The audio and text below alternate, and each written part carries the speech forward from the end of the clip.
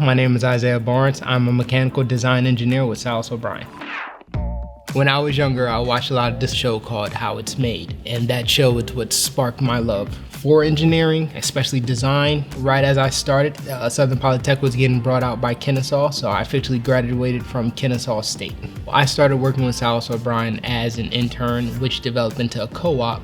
And right before COVID, my co-op rotation was ending, so I received a phone call from an old employee that I used to work under, and he said, "Isaiah, would you still like to work for us?" I didn't even need to answer. I was already in the car on my way over to Salas O'Brien for the interview again. A client that I feel proud working with, Georgia Power. Specifically, we helped design a new auditorium and waiting lobby that they were developing. Very nice, very beautiful looking space. For me, what inspires me every day is being the bridge between our clients and our organization. I love meeting people, I love talking to new clients, I love hearing what the organization does that we're helping out.